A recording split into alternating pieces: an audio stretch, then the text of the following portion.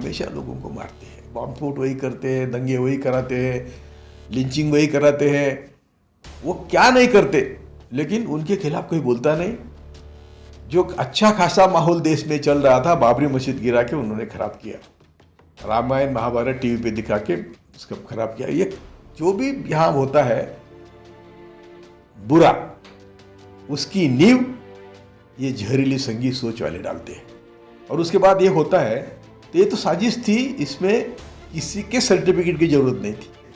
देश भर के सिखों ने ये लंगर चलाकर ये आंदोलन खड़ा किया। मैं बार बार कहता हूँ कि सिख कम्युनिटी ने देश को बचाया है। ये जो ताकत है, ये मोदी शाह का जो गुंडागर्दी का राज है, जब मोदी और शाह खुद इतने भयंकर गुनहगार है, जिसका रिपोर्ट मेरे गुरु ने दिया था, जस्टिस कृष्णा और जस्टिस सावंत ने, कि इनको मास मर्डर में प्रोसिक्यूट करना चाहिए। वो देश के सबसे बड़े, दुनिया के सबसे मशहूर जजेस थे जिन्होंने ये काम किया था। बाबरी मस्जिद गिराने के बाद सुप्रीम कोर्ट तक क्या हुआ हमने देखा है।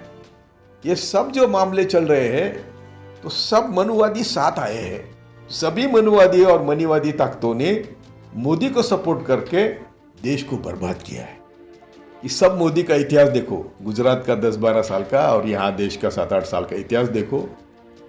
100 चूहे खाके बिल्ली हज चली है, 50 लाख से ज्यादा लोग मरे हैं। देश में जो भी बुरा हो रहा है उसको सिर्फ जुडिशरी रोक सकती है। मैं हमेशा मेरे जिंदगी में कहते आया हूँ कि देश में जो भी बुरा हो रहा है उसको सिर्फ जुडिशरी रोक सकती। संविधान ने जो हमें 3 विंग दिए हैं, जुडिशरी है, ब्यूरोक्रेसी है, संसद है, उसका एक दूसरे पर चेक होना चाहिए, चेक एंड बैलेंस होना चाहिए। लेकिन मई 2014 के बाद मोदी ने सब किस्से में डाले। ये पहली बार चीफ जस्टिस जो कुछ अच्छा बोल भी रहे हैं, ज़्यादा काम तो नहीं कर रहे क्योंकि उनकी टीम भी उनकी नहीं है। नहीं तो कश्मीर यानी पर्सनल लिबर्टी के सब्जेक्ट में इन्होंने काम करना चाहिए। तो ये लखीमपुर जो है, ये आइसोलेटेड नहीं है। ये हमेशा मनुवादियों की यह संगीत, जहरीली संगीत सोच की एक कर्तव्यकारी कर्तृत्व है कि वो हमेशा लोगों को मारते हैं, बॉम्ब स्फोट वही करते हैं, दंगे वही कराते हैं, लिंचिंग वही कराते हैं। वो क्या नहीं करते, लेकिन उनके खिलाफ कोई बोलता नहीं। जो अच्छा खासा माहौल देश में चल रहा था, बाबरी मस्जिद गिरा के उन्होंने खराब किया, रामायण महाभारत टीवी पे दिखा के उसका खराब किया। ये जो भी यहाँ होता है बुरा, उसकी नींव ये जहरीली संगीत सोच वाले डालते हैं। लखीमपुरा का सीआईटी की सीट की जरूरत ही नहीं थी।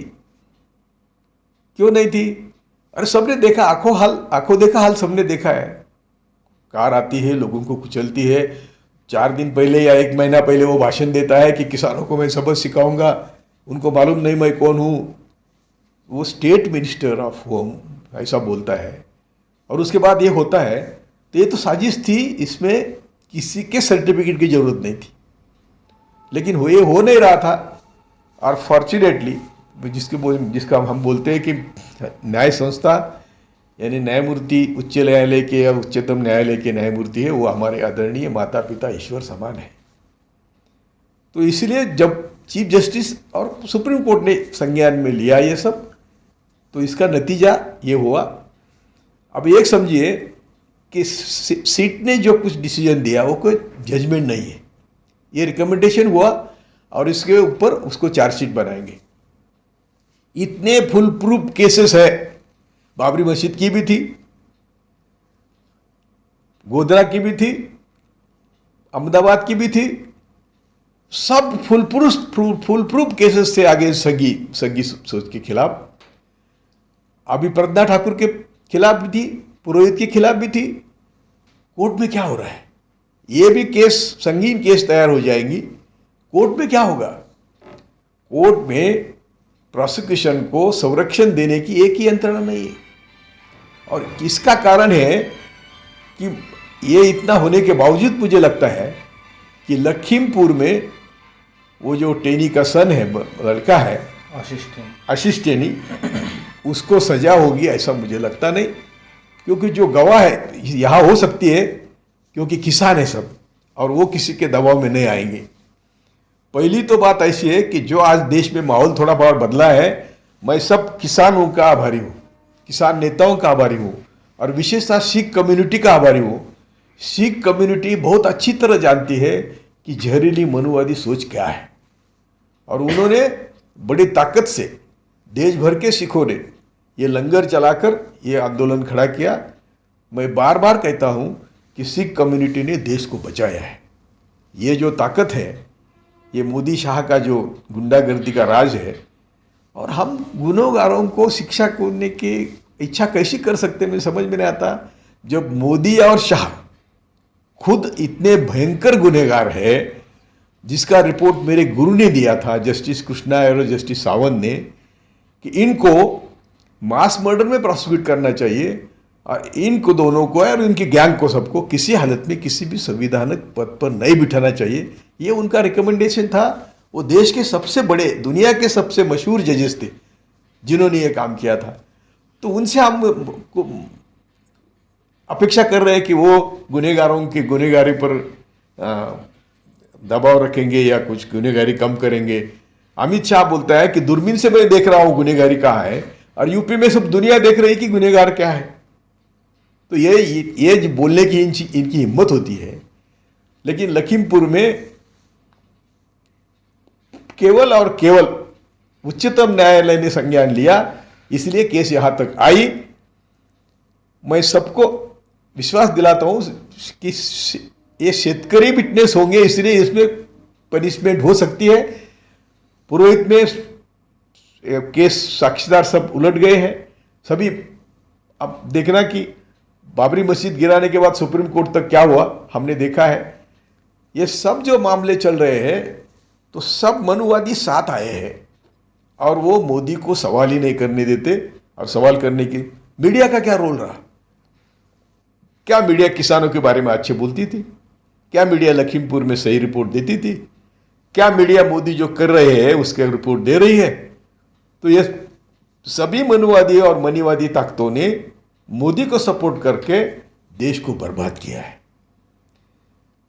आप बोलेंगे लखीमपुर के खेरी के मामले में ये क्यों आ रहा है? तो ये एक एग्जाम्पल है, एक उदाहरण है कि लखीमपुर में उच्चतम न्यायालय ने थोड़ा सा संज्ञान लिया तो फर्क तो पड़ा, और जो किसान है वो टिकेंगे एविडेंस में कोर्ट के बिफोर। इसके लिए वो फुल प्रूफ केस होंगे, ऐसा मुझे लगता है। दूसरी बात है कि अभी काशी में प्रधानमंत्री नरेंद्र मोदी जी का दौरा था वहाँ पर, तो जिस तरह से वो गलियों में चलते नजर आए, स्टेशनों पर खुलेआम मोदी योगी चलते नजर आए, तो लोगों ने कहा कि ये हिंदुस्तान का पहला ऐसा प्रधानमंत्री है जो खुलेआम घूम रहा है। कैसे आप देख रहे हैं इसीलिए इसका पहले मैंने बोल दिया था कि सब मोदी का इतिहास देखो, गुजरात का 10-12 साल का और यहाँ देश का 7-8 साल का इतिहास देखो। 100 चूहे खाके बिल्ली हज चली है, या जब बिल्ली आग बंद कर दूध पीती है तो उसको लगता है मुझे कोई दिखता नहीं। लेकिन मोदी का सब इतिहास देश के सामने है। यदि देश इसके बहकावे में आता है तो देश की जनता कुल्लू पर पानी में डूब मरे ना। ये तो सब झूठ है ना। वो वहाँ जाके हरिद्वार में जाके जानस तो क्या बैठता है, काशी विश्वेश्वर नहीं, दूसरा वो पहले बैठे थे ना जाके वहाँ, वो इलेक्शन के बाद बैठे थे बद्रीनाथ में। तो ये जो सब कर रहे हैं, इनका ईश्वर का कोई रिश्ता है क्या? इनका इंसानियत से कोई रिश्ता है क्या? इन्होंने इंसानियत के लिए क्या, अभी वो कामगारों पे फूल बरसा रहे थे। अरे तुम यहाँ कोरोना आता है तो तुम तालियां बजाने फूल का वर्षाव करने बोलते हैं। कोरोना के हॉस्पिटल नहीं है, लाखों लोग, यानी अभी तो दुनिया भर का रिपोर्ट है 50 लाख से ज़्यादा लोग मरे हैं। ये जो जिसने बोला था कि गंगा ने मुझे बुलाया है, गंगा ने किस लिए बुलाया था भाई? आपको शव बहाने के लिए? तो ये आप सब लोग देखते हैं, लेकिन मुझे ताज्जुब है यदि लोग समझते नहीं है। भारत के लोग इतने अंधश्रद्ध हो गए हैं, तो इनको कौन बचा सकता है? एमएसपी को अभी कोई रोक नहीं सकता, क्योंकि ये मैसेज किसानों के घर घर गया है और किसान नेताओं ने उनका मेटल प्रूव किया है, उनकी ऑनेस्टी प्रूव करी है।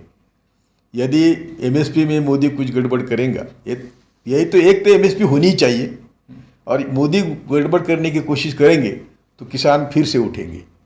ये पत्थर की लकीर है, लेकिन मोदी एमएसपी देगा इस पर मेरा भरोसा नहीं है। भरोसा नहीं है, क्योंकि जो यहाँ की व्यवस्था है, ये मनुवादी और मनीवादी व्यवस्था क्या है, तो परजीवी श्रमिकों का शोषण पर ये देश चलाते हैं। परजीवियों का राज है, तो परजीवियों को रोकना है तो एमएसपी लानी है। एमएसपी लाएंगे तो हमारी अर्थव्यवस्था उल्टी हो जाएगी। जो आज हमारा शोषण होता है, मैं खुद किसान हूँ, मेरी 10 एकड़ गन्ना है, मैं हिसाब करूँ तो उसमें मुनाफा 0 है आज भी। तो एमएसपी तो जरूरी है, एमएसपी तो आनी है, लेकिन वो क्रांति लेके आएंगी, क्योंकि एमएसपी के बाद यहाँ की अर्थव्यवस्था बदलने की कोशिश हो जाएगी, और जिसमें परजीवियों को भी काम करना पड़ेगा। परजीवियों को हमारा शोषण इतना आज जो हो रहा है उतना होने का कोई गुंजाइश नहीं। ठीक, थैंक यू।